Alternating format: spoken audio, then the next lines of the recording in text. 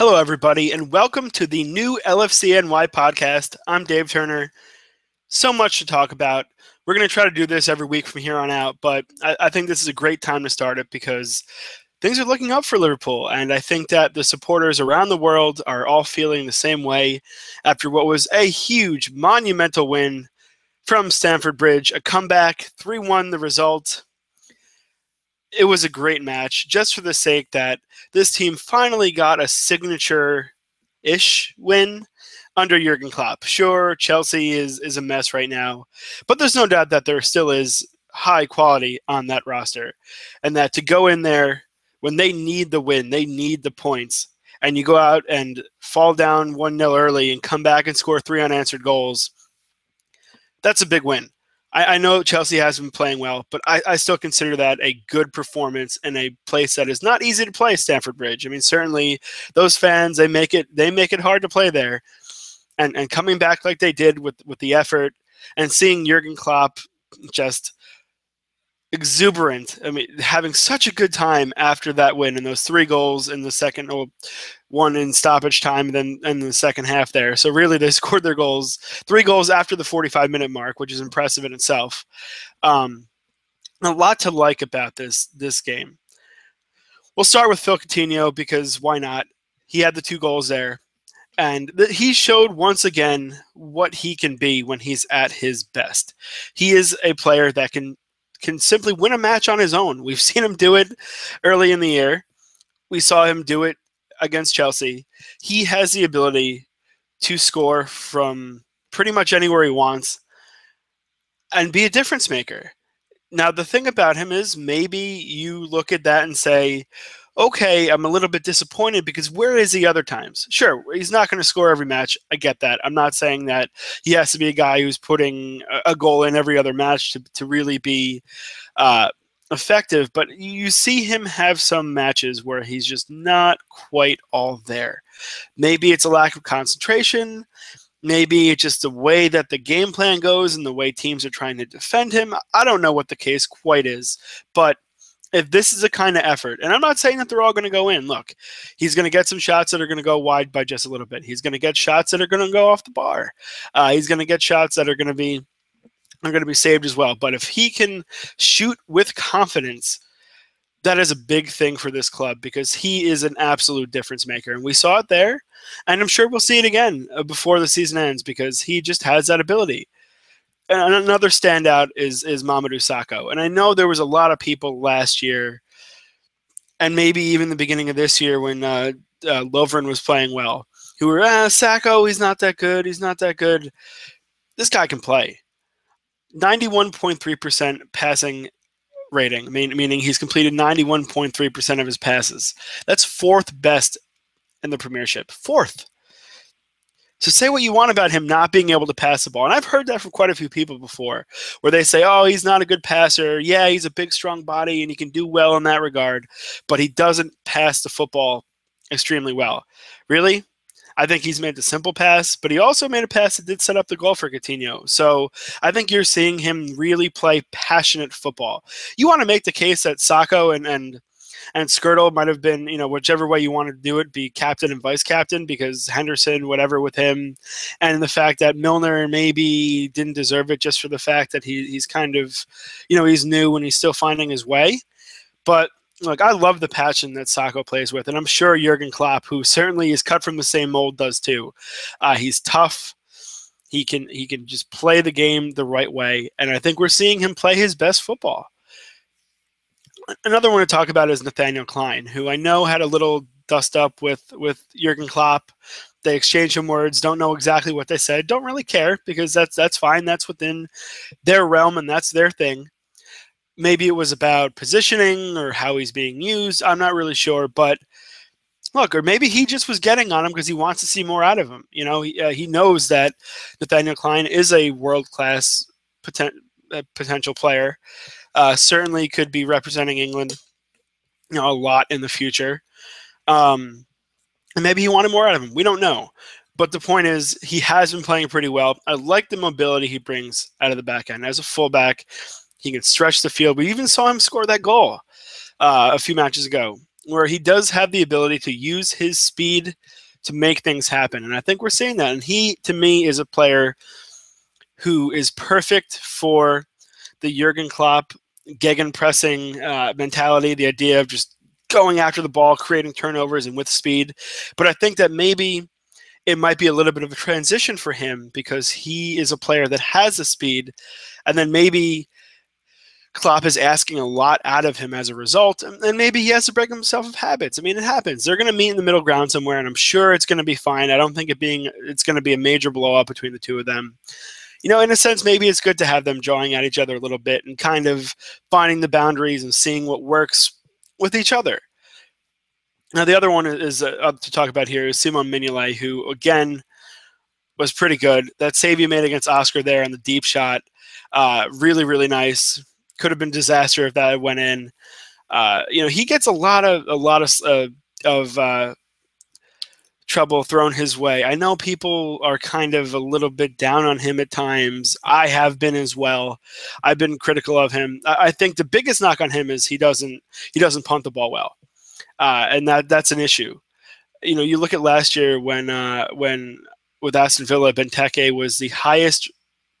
I guess I'm sure that the number was the highest percentage of completed one aerials via punt was Christian Benteke. Why? Because you can just pick him out and find it. But Mignolet doesn't punt well, but he makes enough good saves. I mean, this is a guy that has the most clean sheets in the Premiership in the calendar year of 2015. So say what you want about him in that, yeah, he does things wrong and he maybe gives up a bad goal here and there, but really, I don't think he's necessarily the issue. I think he's certainly good enough. And, you know, he made a big save there. So, look, I don't understand why people are kind of a little bit over the top against him sometimes. Could he be better? Yeah, but I'm not going to really throw him under the bus, especially at this time. Last player that really stood out to me from that match was Christian Benteke. Every time he gets in and he's in the right position and he's in a game where there's offense to be had, he seems like he is making something happen. I know there was a lot of detractors with him saying, oh, he's just an aerial player. What is he going to do? I think we've seen that he's much more than that. He's scored quite a few highlight reel caliber goals already, whether it was in the preseason against Manchester United. This is a guy who can do more, I think, than just be an aerial winner. First off, winning the ball in the air can mean other things, especially when Sturridge comes back. If they ever decide to play the two of them together, the ability of Sturridge to make a run and Benteke to win a ball could be devastating. I've talked about that before. For the money, you know, it was a lot of money for him. I don't know if he's necessarily been as dynamic as people might have expected. You know, he's going to come in and be the next Suarez in terms of goal production. I think that was a little bit ridiculous, especially because the struggles that this team has had from the midfield out wide and that kind of thing. I think you will see him start to find his way a little more now that he's healthy and everything like that. Look, compared to Mario Balotelli, it's like night and day. So if you want to talk about someone who came in and failed right away and then someone who is finding his way, I think Benteke is certainly showing that he can be a major part of this club moving forward. All right, so the Europa League, also known as we're going to have a 1-1 tie league. Yeah, the draws are frustrating. I get it. 1-1, 1-1, 1-1.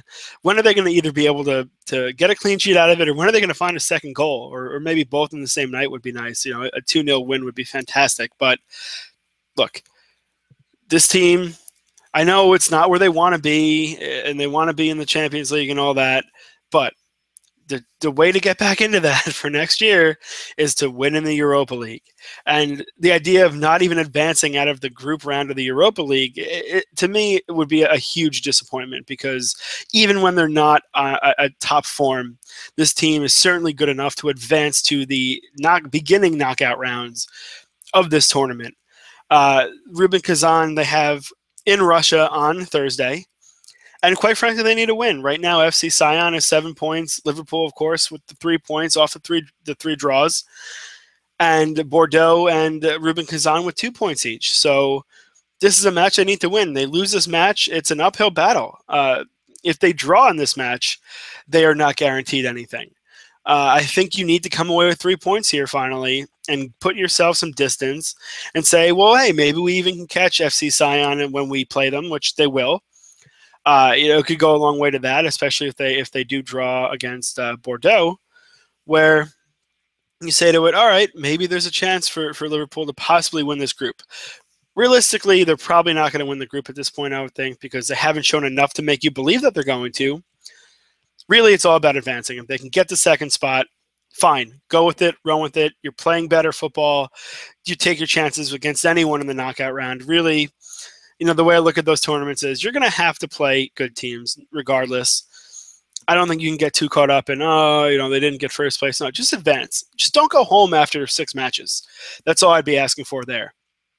So Thursday, I think it'll be interesting to see what the roster is. I don't know if maybe he'll insert a couple more guys into the lineup just to try to say, yeah, we really need this win. Let's do it. Or if that's going to take at least one more match. But at some point here, I think you have to go all in and get a win. And maybe all it will take is a win and maybe 2 more draws to advance. But you have to do it at some point. It has to happen sooner than later, or they might be going home. You can't expect everything to work out in your favor if you're coming away with 1 point for every match. But we shall see. Big one on Thursday from Russia. Need 3 points there. Of course, the international break coming up after this weekend. So it's Crystal Palace at home, the last fixture before the international break. Of course, Man City, the first match after the international break. Not going to get too much into that one because I think there's 2 very big matches for them to play right now. But generally speaking, I think that is what they have to do, is go out and get 3 points from Crystal Palace. Sure, Crystal Palace is in the mix, and they've looked good at times. But really, at home, this is the kind of match you have to win. Doesn't have to be pretty. Doesn't have to be 3-0. It could be a 2-1 game. It could be a 1-0 game. You have to come away with 3 points because, look, this team is within striking distance of the top 4. I don't know if they're going to have what it takes because I'd have to see them really go on a run here. They're in 8th place with 17 points. 4th place, Man U right now is 21 points. Leicester City, 22. Arsenal and Man City, 25 points apiece. Now, there's a few teams ahead of them that are right around the mix, too. Look, Tottenham, it's been good. Spurs have looked really good at times, actually. West Ham have had their ups and downs. Southampton has been a quality side on occasion. And Everton, I think, still will hang around. I do like what I've seen from them at times. So, really, the point here is that Liverpool sitting in 8th. They could drop pretty far down with a loss here. Even a team like Crystal Palace, Watford could go ahead of them. They could be tied with West Brom. I mean, and in the same regard, 20 points could have them right in the mix, a couple points out of that 4th spot right now. And that's where they want to be, especially with the international break coming and then, of course, a transfer window coming up. If they could be close, I think they'll feel good about themselves. And especially, as I said, with Jurgen Klopp and what he's brought now, just the feeling of excitement that this team can do things, that this team is poised in the future to make a run at a title here or to get back into the Champions League and do something. That's the feeling you get from Jurgen Klopp, is that he has the ability to bring this team to where they want to go eventually. That being said, there's a lot of football left to play, a lot of big matches coming up. But I will be there. I will be chronicling them. I will try to do this podcast once a week, just to talk.